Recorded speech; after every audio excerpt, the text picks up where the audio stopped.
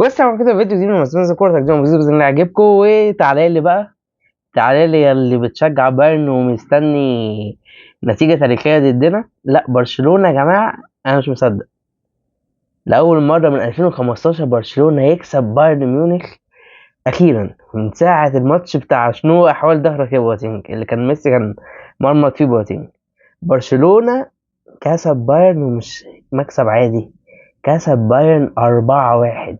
4-1 يعني. تعالى لي بقى بتاع بايرن، تعالى لي يعني. خلاص يعني، اللي بيقول لك في عقدة تاريخية ضد بايرن وما اعرفش ايه وكده، لا، احنا العقدة هي برشلونة، عقدة الفرق الكبرى. ما تقوليش ريال مدريد، ريال مدريد عمره ما كان عقدة لبرشلونة، بالعكس ريال مدريد كان يكسب كل حاجة ما عدا برشلونة. لا، البايرن بعد ما 2000 من 2015 عمرنا ما كسبناه ولا اي ماتش. وبعد الارقام التاريخيه بتاعته خسر ضد استون فيلا الجوله اللي فاتت 1-0 في لندن، وخسر في الجوله دي 4-1 ضد برشلونه. يعني احسن متفائلين من مشجعين برشلونه استحاله كان يتوقع ان في سيناريو زي كده. استحاله كان يتوقع ان برشلونه هيكسب 4-1.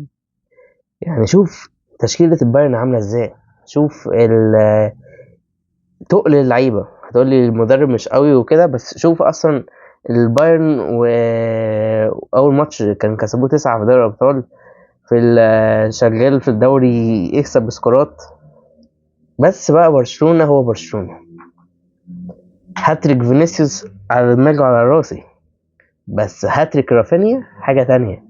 هاتريك رافينيا ضد بايرن ميونخ، ضد مانويل نوير، رقص مانويل نوير في واحده. والكرة التانية الانفراد، والكرة التالتة.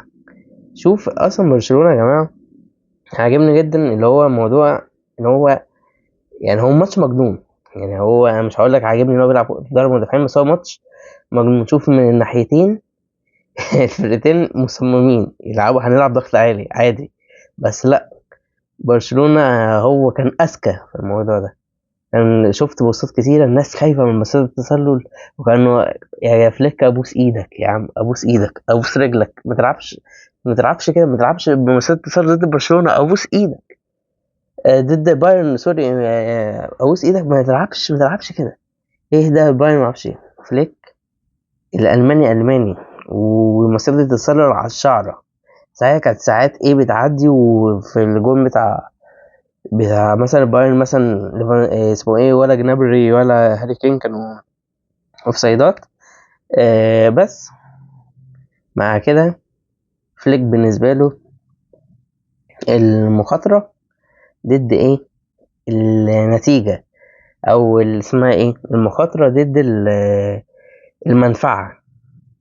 هو المنفعة شايف ان هو عنده منفعة اكتر من المخاطرة.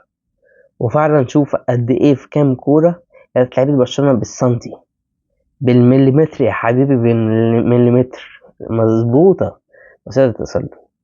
والناحية التانية اللي كومباني بقى ملعبش عليها بمسيرة التسلل، ما كانش يلعب بمسيرة التسلل.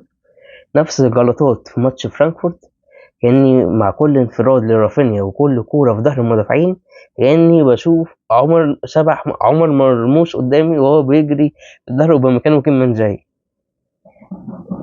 أكيد فليك درس الماتش ده، أكيد فليك شاف ماتش فرانكفورت.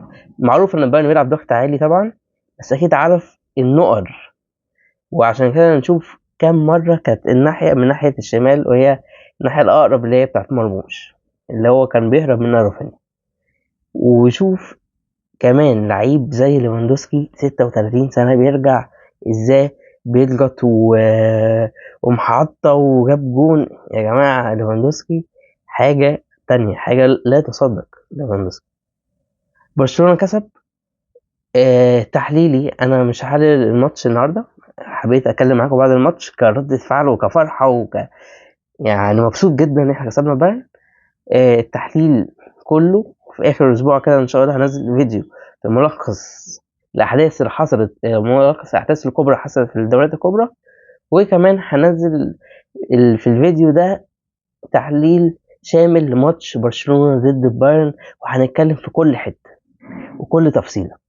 اتمنى يكون الفيديو عجبكم، ما تنسوش تنزلوا تعملوا لايك وشير وسبسكرايب، وجديد ان شاء الله. والسلام عليكم ورحمة الله وبركاته.